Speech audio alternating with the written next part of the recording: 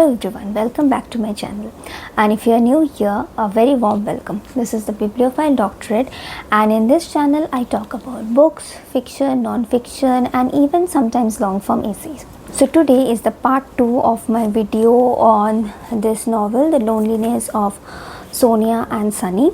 I do have a part 1, so if you have not read it and you want to get an basic idea of what this is about, so you can go and check out my part 1 video. I'll link it in the description. I'll attach it here.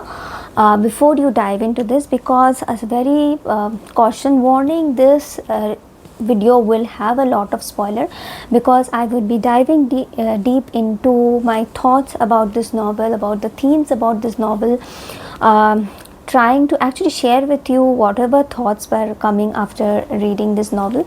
So yes, spoiler warning, there would be a lot of spoiler in this video, so if you don't mind hearing spoilers, then you can definitely continue watching this video. But if you want to go fresh, so you can grab the book, read it, and then come back to this video when you have read it, so we can have a chat on that together. So the first thing that stuck with me when reading this book was how Kiran Desai uses art and paintings. It is like this constant background music in the novel altogether. Through art and painting as a whole, Kiran Desai actually brings in the point of magical realism. So there is a point when Sonia feels like she has seen a dog in one of the paintings of Ilan, and she feels that this is the same dog, or the ghost of the dog, that is following her everywhere, or it was the same dog that attacked her when she was with Sunny at the Goa beach. So it makes you feel that the line between the real and the mystical is getting blurred. So Desai even explores more when she kind of brings out this point of art and painting through these two characters. One is definitely Ilan, the toxic man that Sonia dates, and other was Sonia's grandfather. First we have Ilan, the guy that Sonia dates. He's a very toxic guy. He is shown as an established painter. He has his exhibitions going on, but he never really allows Sonia to see the painting that he is trying to paint. And if you look at him, he is kind of an emotionally stunted person, with behaving almost like a spoiled child. He has a lot of news when Sonia was one among them, and Sonia gets to know about this part of Ilan quite later, and he uses the art to shut them out of the inspiration that they are giving him. On the other hand, we have Sonia's grandfather. So he is a German. He was a German engineer, and he was sent to India on some project, on some building project, and he settles here. He marries Sonia's grandma, Anjali, most probably, if I'm not wrong about the name. So, and they settle in this small cottage in one of the hill station called the Cloud Cottage, and he is very much attracted to the mysticism and the spirituality of India. He was a painter by hobby, but it was through this painting he was soul searching himself, and he eventually left his home. He created this beautiful, rather painted this beautiful amulet, which the Sonia's family called as Badal Baba, and they always thought that it was gifted to her grandfather by some monk or spiritual person, but never realized pretty much late that it was her grandfather who eventually have painted Badal Baba. And there's a very deep meaning and thought behind this paint, and it was the same amulet which Sonia has mistakenly left at Ilan's place, and Sunny, when he kind of steals the amulet out of Ilan's space, and that is what actually brings him closer to Sonia much more emotionally towards the end. When you are talking about painting and artists, there is also a point of literature as well. So there was one point when Sonia's mother, when she was living in the Cloud Cottage and Sonia has gone there to stay with her, she sees her mother lost in literature. So she was reading Dickens and all the classic literature, and she believes that literature gives you the perfect getaway to get lost in a very beautiful world, and who wouldn't choose to be in a world like that. In that point, Sonia from her experience says that, but what if all this creation, be it a novel or be it a painting, is actually created from the suffering of somebody else? That is the point. Actually, as a reader, I felt that yes, I need to think about a lot. Like we generally put art and creativity and everything, but actually in the backdrop, what it is created, how it is created also becomes important. Then comes the main core theme, this word, the loneliness. So as we all know, lonely and being alone are very different things.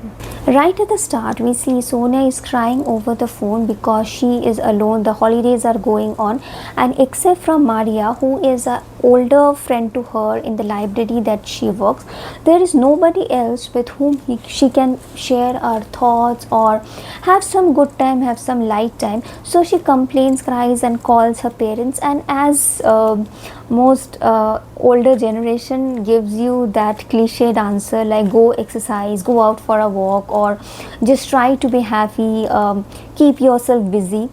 So having that, but this loneliness is also the point, the reason while Sonia kind of rushes into a relationship with Ilan, which turns out to be a disaster for her.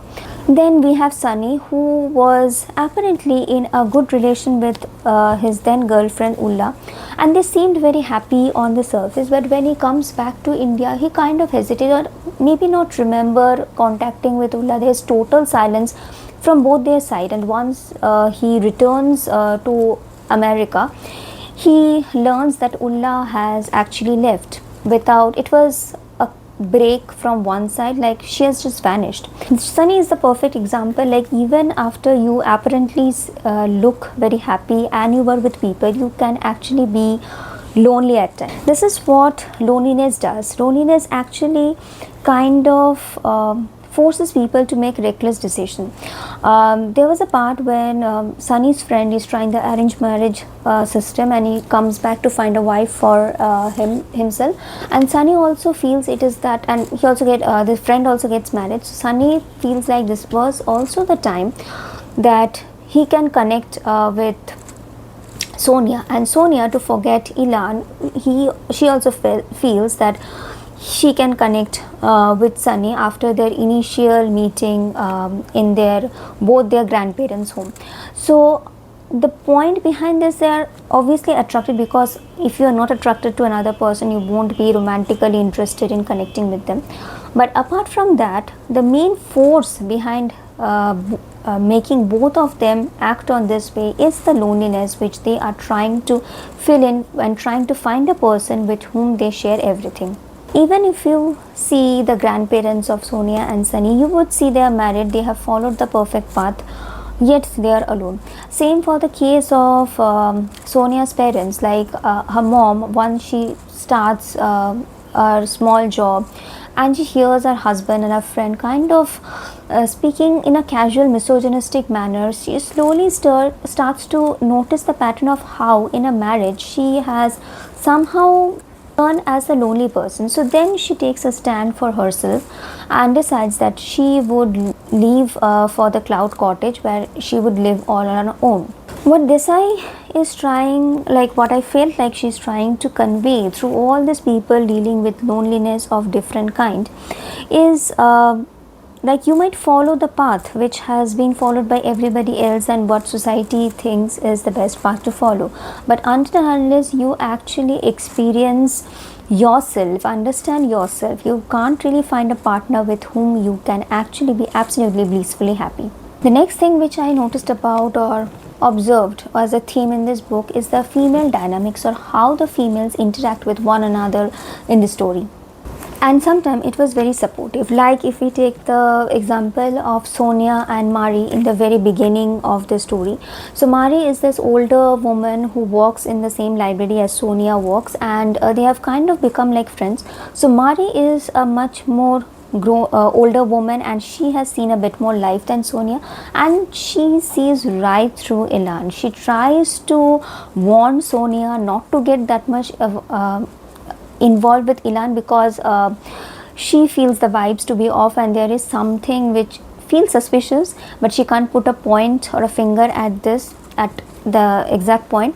And also in a later point, when Sonia is tangled in this toxic relationship with Ilan, and she is on a wedding where Mari and a few other of her classmates are there attending, Mari notices how Sonia is frantic and anxious of how, if she doesn't reaches home on a particular time, how Ilan is going to behave. So Mari says that it's the best thing for Sonia to leave Ilan at that point, because this is a very toxic and it is not right. But Sonia, being at her present, at that then mental state, kind of overlooks Mari's advice. Then we have Sonia's aunt Meena Foy. So Meena Foy, when Sonia was very young, actually cautioned her first that be aware of men, because they can break your heart, they can hurt you in many ways. Be very cautious. But it was the same Meena Foy who actually said to Sonia to live her life, experience everything, and don't be like her. So you see the absolute beauty. She is cautioning, but she is also the biggest cheerleader of Sonia.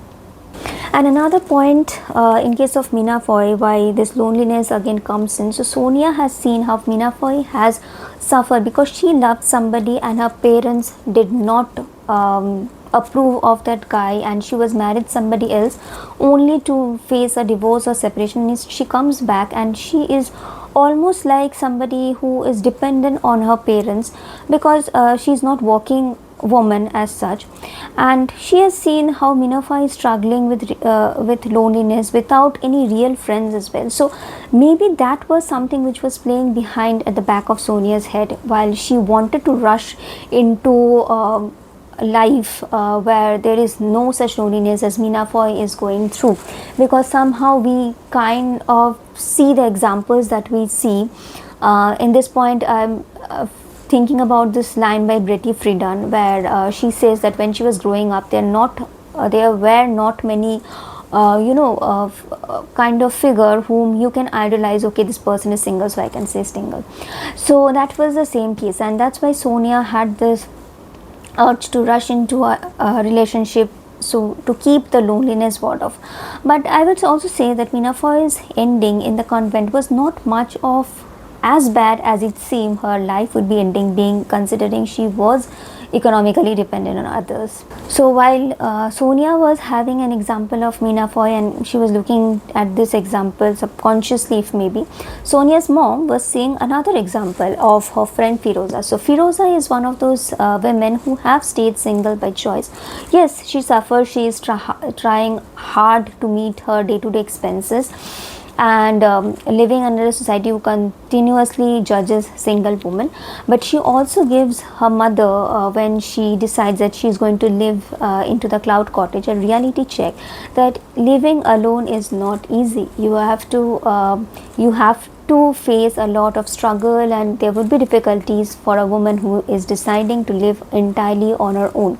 But then she also says that even if you sound weak, you might not be that weak, and if living alone is the thing that actually is needed for her present state or for character, then absolutely should be brave enough to take this decision.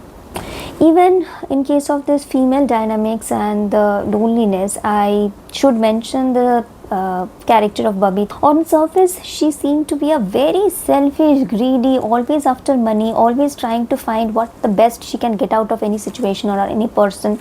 She is somebody who failed to love her husband, which she regretted later on because he passed away when Sunny was very young. And she kept on saying that, don't die, I'll love you if you live. This sentence or this dialogue keeps on repeating again and again and again in case of Babita. But if you see her very deeply, because she didn't love was able to love her husband, or maybe not reciprocated also, she develops a kind of possessiveness when it comes to Sunny. So on one hand, when she initially receives the arranged marriage proposal for Sonia for Sunny, she forwards it, but she is absolutely not very happy about it, and she is elated when Sunny rejects her because he has Ulla at that time present in his life. And again, when her mind has settled down that okay, Sonia is gone from the picture, but she's again bothered about how Sunny has that foreigner girlfriend, and she's bothered about this presence in his life. So when you try to look deep into Babita's character, yes, she is a very peculiar character who seems very toxic, but inside she's actually, there's a big void and loneliness which she's trying to fill in with all this, trying to fill in with her closeness with Sunny, trying to pull him back and keep with herself, or sometimes stealing or trying to get as much money as possible from the deal of the land, and even being greedy, and even trying to steal Sonia's grandparents' chef or bawarchi as was there. So but below everything, all this superficial layer, there's this a woman who is scared to stay alone, who is scared who is going to take care of her, and is really scared that even after having a son and giving her everything, the son eventually leaves and she is left alone. So towards the end, in a very unexpected turn of incidents, however, Babita hates Sonia. These two women, and Sonia also doesn't like her that much, so these two women somehow ends up staying together for a few nights, and they realize that they are both very lonely, and almost, even if they are very different situation and different life stage, they are somewhat at the core lonely. Another of the themes which I found briefly appeared in this was the trauma of the past. So both Sonia and Sunny, Sonia in most way was kind of impacted by the last relationship they had, and even for case of Sunny, like how the breakup happened with Ulla. So when they were together in Goa, and they understood that they are kind of very free with one another, and this can be a very good relationship if they walk it out together, but at the middle of them sat the ghost from both of their past. So in when they went to Italy and finally they said it's better to stay away from each other, it's not that don't find that this might not work, it's because the ghost from their past, their experience is actually kind of dictating how the present relationship also turns out. So that is a thing which even in reality we see a lot of people repeating these patterns, because they let one of their experience judge the entirety of the experiences that come later on. And another part and the thing was that when they break up from each other and decided it's best, and they kind of are justifying this decision with the turn of the events or the various tragic or surprising events that take in their life, that it was the best. Oh, thank God I kind of separated. So though they are trying feeling a pull towards each other and contemplating on whether they did right and wrong, they are using, instead of diving deep and actually trying to make things work or sitting and talking, they are using this turn of events as shield from the decision that they have taken a bit from their past trauma experiences. Now looking at all of these themes, a lot of people might think that, is this even a love story, or can we even put it in the case in the box of love story? I think it depends on how you look at a book or how you look at the concept of love story. It's entirely on your lens of thinking. So if you are thinking a love story as a Bollywood level Shah Rukh Khan love story, or you are thinking that something like a Bridgerton or a K-drama which is going to swoon and sweep you off your feet, a very sweet brilliant love story, so definitely then this would not fit into your definition of love story. But to me personally, yes, I would like to put this book into a love story category, Maybe not that typical love story, but this is a story of a romantic arc between two people who are very messy. They are trying to find themselves, they are confused, they are kind of driven by their trauma in their decision making, and the chemistry is there, the attraction is there, where you can see how Sunny and Sonia from the first meeting, especially Sunny, finds her to be very attractive and interesting in the first place. And definitely there is yearning in the book, and to me presence of yearning is a one of the points which I consider as a very important aspect a love story should have. The story about finding yourself, growing up a bit, maturing a bit, understanding to your core values and what goes and what works for you, and finally realizing that you actually yearn for the other person, and it would be the best if you go back to the person and finally in the end finding yourselves to one another. It's actually the kind of love story that I liked, and that also makes it a very real kind of story, because in our real life it's not a perfect story plot, it is very messy. So it's a complicated, layered, a lot of themes going on in this book, and it's a huge chunky book, is almost 800 pages. I really wanted to vent out whatever thoughts were going on, because there were so many thoughts and things which was like going inside my head since the time I have read this novel, because there were so many things to think about. Kiran Desai absolutely gives the reader so much of material to think about. So if you have read this book, let me know what you thought. Let me know if the thoughts that was there which I shared with you, or the themes that I was talking about, you did it resonate with you, or you found some other themes or other thoughts. I would love to know everything about what you thought about this book. Please let me know in the comments below. I'll definitely read all of it and would like to engage in a chat.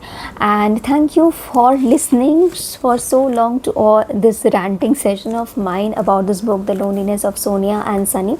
If you want, you should go and check out the part 1 of this video, and please like this video, give it a thumbs up if you like this video, and subscribe, because I will be coming up with more book reviews and thoughts in the future. And that's all for today, and thank you so much for connecting with me, and I'll definitely see you next time.